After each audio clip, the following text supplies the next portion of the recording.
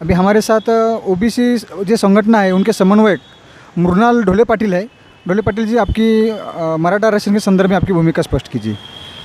हमारा ओबीसी समाज की तरफ से सबसे पहला आवेदन ये है कि ओबीसी समाज के अंदर ऑलरेडी सब कैटेगराइजेशन है, वीजे, एनटी बी, एनटी सी, एनटी डी। ओबीसी रिजर्वेशन आज 19% है। अगर ये कहते हैं कि मराठा समाज 16% है या 32% है, तो ये 19% में फिट कैसे हो सकता है? और इस 19% में ऑलरेडी 350 से ज़्यादा जातियाँ हैं। तो हमारी भूमिका इतनी स्पष्ट है कि ओबीसी, वीजे, एनटी का रिजर्वेशन छोड़ के अगर किसी को देना है तो वो अलग से 50% का कोटा क्रॉस करके दीजिए। इस वक्त ओबीसी को, एससी, एसटी को जो रिजर्वेशन है उसे किसी भी प्रकार से हाथ न लगाया जाए। उसके बाद हम ये कहना चाहेंगे कि जिस तरह भारत स्वतंत्र के बाद जो भी जातीय समूह और जो भी लोग इस मुख्य प्रवाह धारा में आए नहीं हैं, जो पीछे छूट चुके हैं, उनके लिए अगर कोशिश करनी चाहिए तो भारतीय संविधान में डॉक्टर बाबा साहेब अम्बेडकर ने उनके लिए कलम 3800, 3900, 4000, 4100, 4200 इसके द्वारा जो मुख्य प्रवाह में नहीं आ सकते या नहीं आए हैं उनके लिए प्रावधान किए हैं। जो राज्य मागास वर्गीय आयोग का विषय है वो है कलम 15(4) और 16(4) के अंतर्गत। 15(4) और 16(4) के अंतर्गत ये बताया गया है कि जो सामाजिक स्ट्रक्चर में पिछड़े हुए हैं या फिर जिनका शैक्षणिक रीत्या पिछड़े हुए हैं उन्हीं को आरक्षण मिल सकता है। और 16(4) में ये बताया गया है कि जिनका अंडर रिप्रेजेंटेशन है, जो अंडर रिप्रेजेंटेड है, भले ही वो समाज में आगे हो और फिर शैक्षणिक रीत्या आगे हो, पर अगर अंडर रिप्रेजेंटेड है तो उनके लिए भी विशेष प्रावधान करने की राज्य सरकार के पास शक्ति है। पर इसके बावजूद भी आज तक महाराष्ट्र सरकार ने कोई कास्ट सेंसस नहीं किया है, कोई क्वांटिफाइड डेटा नहीं है कि किस समाज की कितनी संख्या है। इसके उपरांत मैं कहना चाहूँगा कि आज मराठा समाज 1950 से जब से महाराष्ट्र राज्य बना है 11 मुख्यमंत्री इस समाज के हो चुके हैं। और अभी तक अगर समाज को लगता है कि उन्हें अभी तक मुख्य प्रवाह धारा में नहीं लाया गया है तो मुझे ये बात थोड़ी सी अजीब लगती है। पर इसके लिए मराठा समाज में ज़रूर कुछ गरीब वर्ग है, गरीब तबका है जिन्हें मुख्य प्रवाह में लाने की ज़रूरत है, जिनके लिए कुछ विशेष सहूलतें काम करने की ज़रूरत है। पर उसके लिए भारतीय राज्य घटना का 15(4) और 16(4) कलम नहीं लागू किया जा सकता है, क्योंकि 15(4) और 16(4) के अंतर्गत जिन्हें न्याय दिया गया 450 जातियों उपजातियों को उसमें न्याय दिया गया है। उसमें से जो डोमिनेंट कास्ट है उसको उसके अंदर शामिल करने का हमारा विरोध है। एससी, एसटी, ओबीसी का आरक्षण छोड़ के मराठा समाज को इसके अलावा आप 50% की मर्यादा बढ़ाइए, उसके आगे उनको अकोमोडेट कीजिए अगर ज़रूरत है तो। अगर आपके पास कुछ ऐसा क्वांटिफाइबल डेटा है कि वो सोशली बैकवर्ड है, एजुकेशनली बैकवर्ड है या फिर अंडर रिप्रेजेंटेड है, अगर ये तीनों क्राइटेरिया ये पास करते हैं, क्वांटिफाइबल डेटा हो, जस्टिफाइड रीजंस हो, तो 50% आप क्रॉस करके आप उनको रिजर्वेशंस दीजिए। हमारा कोई मत नहीं है। सिर्फ यह है कि आज एससी, एसटी, ओबीसी के रिजर्वेशंस पे कोई आँच नहीं आनी चाहिए। संवैधानिक तरीके से मराठा को आरक्षण कैसे मिल सकता है, आपको कैसे मिल सकता है? सबसे पहली बात यह है कि किसी जाति या वर्ग विशेष को अलग से आरक्षण देने का कोई प्रावधान नहीं है। जात समूह को दिया जा सकता है, एक वर्ग समूह को दिया जा सकता है। तो अगर उसमें क्या करना चाहिए, तो मराठा समाज के साथ साथ जो मुख्य प्रवाह में जो जातीय, उपजातियाँ या वर्ग नहीं आए हैं उन सभी को उन्होंने साथ लेना चाहिए।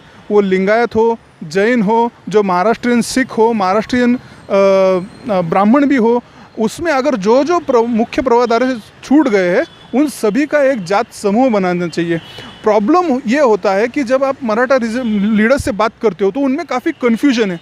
उनमें कन्फ्यूजन इस बात का है कि अगर उनको आप पूछते हो कि आपको रिजर्वेशंस क्यों चाहिए, क्योंकि उनको कास्ट बेस्ड रिजर्वेशन चाहिए। रिजर्वेशंस मराठा करके चाहिए, कास्ट पे रिजर्वेशन चाहिए। पर जब आप उनको रीजंस पूछते हो कि मराठा समाज को आपको रिजर्वेशन क्यों चाहिए, तो वो जो रीजंस देते हैं वो क्लास के देते हैं कि वो पिछड़ा है, आर्थिक रीत्या पिछड़ा है।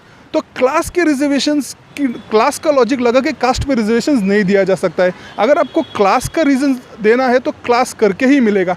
और गरीब सिर्फ मराठा समाज में है क्या? नहीं, जैन समाज में है, जो सिख समाज में है, जो कई सालों से महाराष्ट्र में रह रहे हैं उनमें गरीब है, ब्राह्मण समाज में भी गरीब है। तो अगर आपको वर्ग को चाहिए तो आपके साथ कम से कम कुछ पिछड़े जातीय का समूह चाहिए।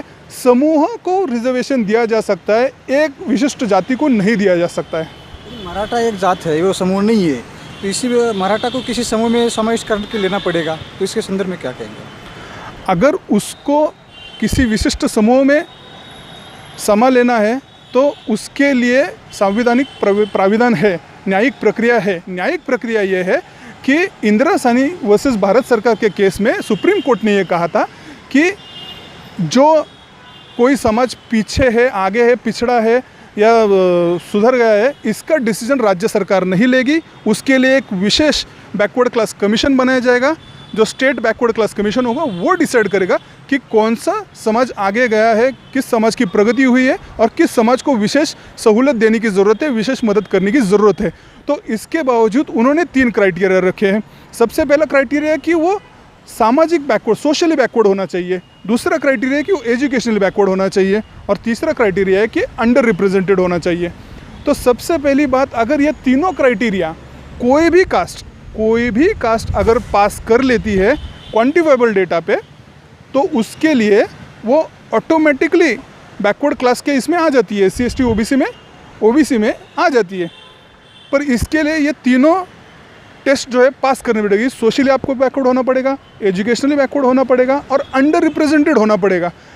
आज मराठा समाज की परिस्थिति ऐसी है, सबसे ज़्यादा लैंड होल्डिंग उनके पास है, सबसे ज़्यादा मुख्यमंत्री इस समाज के हुए, सबसे ज़्यादा MLAs इनके हैं, सबसे ज़्यादा MPs मराठा समाज के हैं, सबसे ज़्यादा डिस्ट्रिक्ट कोऑपरेटिव बैंक्स इनके पास है, सबसे ज़्यादा sugar factories, ginning mills, milk cooperatives, सबसे ज़्यादा कोऑपरेटिव्स, एजुकेशन इंस्टीट्यूट्स। इसके बाद भी सबसे ज़्यादा रिप्रेजेंटेशन उनको है। आज ही गवर्नमेंट सर्विसेज का डेटा आया है जो बताया है कि 11 लाख नौकरियों में से मराठा समाज के पास 2 लाख नौकरियां हैं।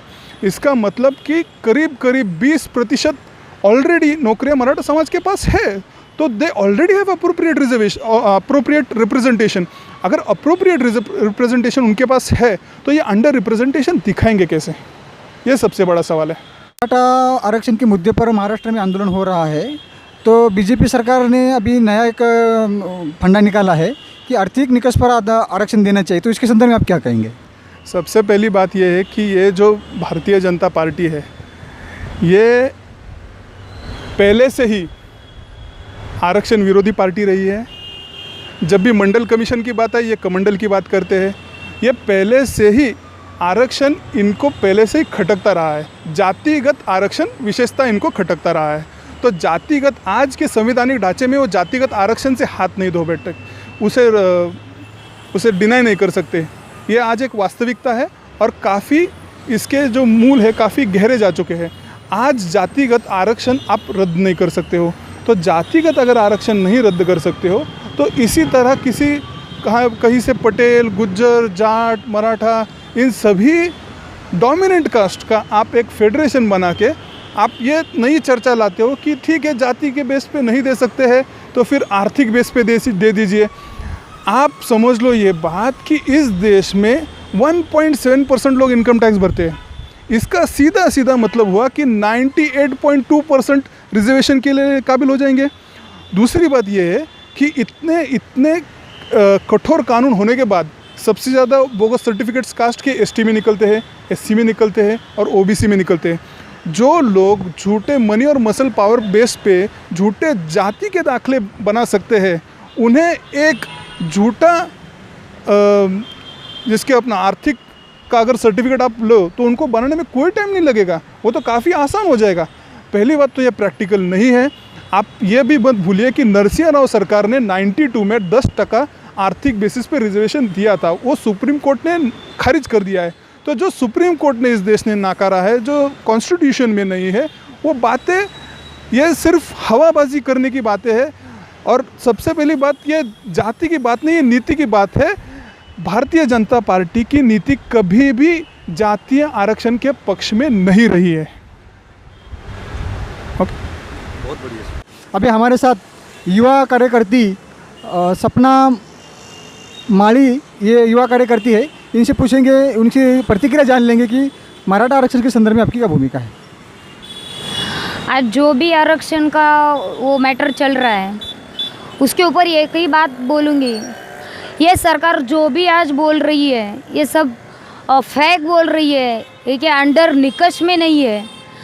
और जो आज का मैटर चल रहा है वो तमिलनाडु के स्तर पर आरक्षण दिया जाए तो ज़रूर दिया जाए, बट तमिलनाडु के स्तर पर ही जातीय जनगणना होनी चाहिए और उसके बाद ही आरक्षण का वो जो मुद्दा है वो निष्कर्ष निकाल सकते। नहीं, अभी मराठा आरक्षण का जो चल रहा है कि उसको ओबीसी में समाविष्ट किया जाना चाहिए, तो उसके संदर्भ में आप क्या कहेंगे।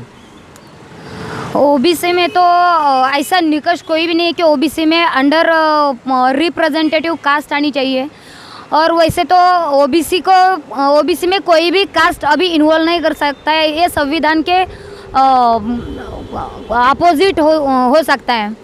बट अभी जो बोल रहे हैं कि ओबीसी में लेना है, तो एक ओबीसी की कार्यकर्ती होने के नाते मैं यही बोलना चाहूँगी कि ओबीसी को धक्का न लगा के मराठा को आरक्षण दी जाए, ये मेरी राय है।